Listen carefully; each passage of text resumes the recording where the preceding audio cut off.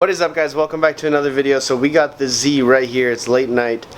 We have to do the thermostat on it because if you guys saw in the last video, the car was overheating. It just started randomly overheating when I went to Portland. What is going on, Magnus? I thought I just needed to bleed it more, but I think it's more than that.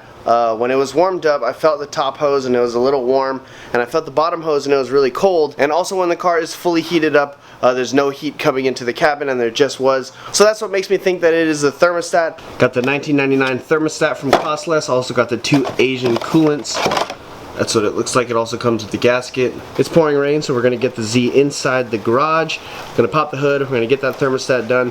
Hopefully we can do it pretty quickly. I still have to mount this other side skirt. I got one side skirt on and it's looking pretty fresh. Probably just woke up all the neighbors in the neighborhood, but she is in the garage and we can get cracking on this thermostat.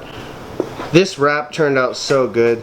In the last video I pointed out all the flaws, but I honestly don't care about all the flaws. Comment down below what you guys think about this wrap. I really wanted to have something really different, and I also wanted it to stand out when it's on the track because there's already so many dope cars at the track. Can the purple wrap get 200 likes? That'd be sick. I want to try to get this done soon. It didn't look too hard, but I have to drain the coolant. Got the car all jacked up. Got the pan down there to eat some coolant. Here is the thermostat housing. There's three 10mm bolts around it and both those hoses. Just remove those so I can pop that off. But first I have to drain the coolant, so I'm going to go down there and then open up the bottom drain thing and then drain all the coolant that's in here. And she came out. Check it out. There's the broken thermostat, or hopefully. So now we're going to clean the surface and then reinstall the new one. It's all cleaned up. I got the freshy one right here. We're going to head and throw this one in. Spent about 3 hours bleeding the system, just going through how to bleed it. First I went to Kevin's and we got one of those little bucket things for that, and then that wasn't the correct way to bleed it. Or maybe it is just to do a simple radiator bleed or a normal bleed, but since I put in a new engine, I had to use the bleeder screw from back there. So what I did was just fill it up and then let it warm up a little bit, then open up the bleeder screw. At first my air that was coming into the cabin was super cold, and I kept doing that, and then it eventually is super hot right now and no more air is coming out of that little hole. Just got both side skirts done. Right here you can see I still need to put one more bolt in there.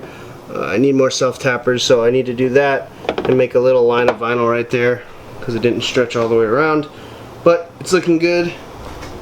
Come around this side. This side's really on there. Got it with a bunch of self-tappers. I removed the wrap off this mirror because it looked like complete trash. Like I said, I wanted to redo it. So I'm going to go ahead and redo it. I'm not going to record it. It is the next morning. I got a little crazy last night.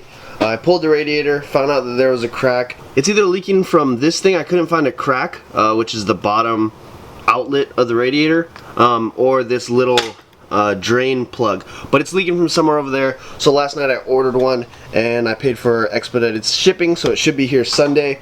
But I also redid this mirror and it turned out really good with a patch right here and then a separate patch right there. Looks a lot better. So like I said, I got everything out. I got the coolant completely out after I just bled it, which was kind of a pain in the ass, but now I know what I'm doing. But since I have to wait for the radiator to come in, there's pretty much nothing I can do. I have the Underglow ready to be put in. It's right there and it works and everything, but I can't get it connected to my iPhone. So every time I connect to it, it doesn't pop up in the app. So I follow exactly the steps. I connect it to my Bluetooth, then I open up the app and it doesn't pop up the LED strip, so it's stuck on blue right now. So instead of me feeding it through the trans tunnel and then installing it, I'm trying to figure it out before I have to order another set, just in case it's not compatible with the iPhone. I want to try Isaac's Android or somebody else that I know with the Android. Maybe try that first before I get another set. So I'm going to address another question that people have been constantly asking, and that is, how much did the wrap job cost? Obviously, if you guys have been watching the videos, I've done this completely by myself. I've watched hours and hours and hours of CK Wraps. I'll put his Instagram and YouTube down below. He's a huge help. Yeah, without his help, this thing would probably look like a crunched up pile of vinyl. So what I paid for the wrap, not including materials, I paid just under $500 to get the wrap shipped to my house from Amazon. And then it obviously took some tools. You can't just bust out a razor blade and then wrap a car with a razor blade and a credit card. I got both the squeegee and the blades from CK Wraps. He puts it under in his description of all his videos. I went to Amazon and I bought them. I think the blades are about $17.99. I'm not sure about the squeegees, but I'm pretty sure they're like $6 or something like that. But I bought 2 of them, and that's pretty much it. After you have the knives, after you have the squeegees and the wrap, you can pretty much just start going at it if you've watched a bunch of YouTube videos. I also suggest getting some isopropyl alcohol, but I assume that you guys probably already have some around the house. I'm pretty sure he does like 70% iso alcohol. I'm not sure. Don't quote me on that, but that's what I have. I've been using 70% to clean off all the surfaces. Also a clay bar. I had one laying around. I don't know how much clay bars actually cost, but you need one to get all the debris underneath the wrap job. Let me see if I can find a debris spot. See, like right here there's no debris at all, but on the roof there is, because I couldn't see it. You can't see it, but you can feel it. There's tiny little specks right there. You can see tiny little specks, and that will come off with a clay bar. There's things like on the fender. I actually did a really good job at this fender, so there's not really much any debris underneath the wrap, but usually when you're doing fenders, there's a lot of rock chips and stuff, and rock chips tend to distort the wrap job. But I'm happy. Actually, I'm pretty surprised that this car doesn't have a lot. The vinyl is really sparkly, so it does hide a lot of stuff. And if you guys were doing a first wrap job, I definitely wouldn't consider doing a super sparkly job like this. Like the red from 3M's, this stuff was super easy to wrap with. Oh, this is the sparkly black. Oh, wow. But this was what I was talking about. The red that I did the 370 in, this was really easy to use. It was really hard to overstretch this film. Like, you can really stretch it without making any distortion to the film. I'll show you guys right here. You can see that it's a little bit cloudy right here. This actually is from me overstretching the film. So when I was getting to this area right here, I had to stretch it a lot to get around this edge and be smooth. As you can see, there's a little bit right there, but that will be covered by the spoiler. But that is the cause of overstretching. It gets a little faded right here. I'm being 100% honest. This overstretching part right here was barely an overstretch. I barely had to overstretch that to get that distortion, which really sucks, but that's the price to pay to be super sparkly, I guess. So I would like to say that this wrap job costed me about $600, not including my time and effort putting into it. But $600, that's a really good deal to get your car in a different color than it was. Obviously the car color before this was really ugly, so I really wanted to cover up with the nice colors. But from what I've seen, the really good wrappers, they'll charge like at least $2 grand for your car, just because they really take apart everything, they clean everything, and they make sure that there's no places that your wrap is gonna fail. So it can cost from anywhere from $2 grand to $6 grand, probably even more to that if you have like a specialty car like a Lambo or maybe like a Porsche SUV. And it matters about the color of your car too. If your car is white or black, that's a huge price difference from when you're getting your car wrapped. See, because with a white car, you have to go inside these edges a lot more to get full coverage, rather than a black car, you can just cut right along the edge and then the black will hide it. Therefore, it takes a lot more time to wrap a white car rather than a darker colored car. I hope you guys like that little mix down.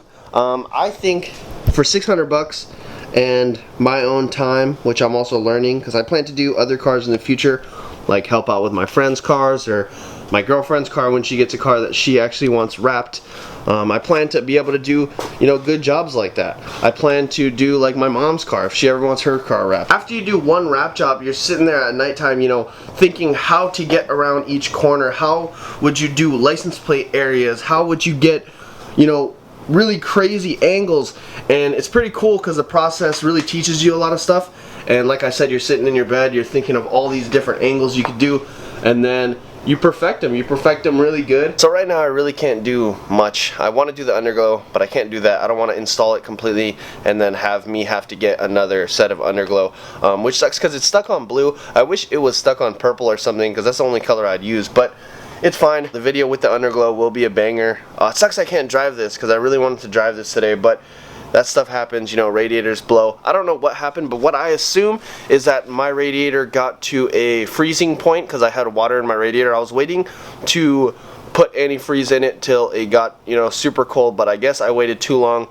Radiator cracked. Still trying to part out this VQ engine. I have somebody who wants block for $100, valve covers for $50. That's already a huge amount of money I'm getting back. And then all this little stuff I can post on eBay or post on a parts ad on Craigslist or Facebook. I should be able to sell it all. So I think that's going to be it for today, guys. I hope you guys like this video. I really wanted to show you guys how much I paid for the car. And I forgot to mention, but this was a premium wrap. This wasn't like the 3M red metallic. This was a little bit more expensive than the metallic.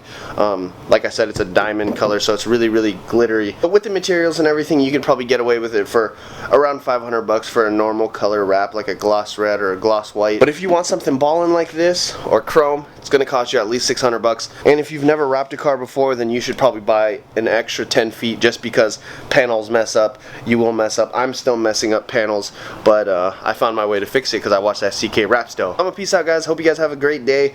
I gotta go to work. Gotta go get the grind done. And yeah, I'll be back to this thing tomorrow. Hopefully we can install the Underglow. Hopefully I figured that out. But yeah, peace out, guys. Take care.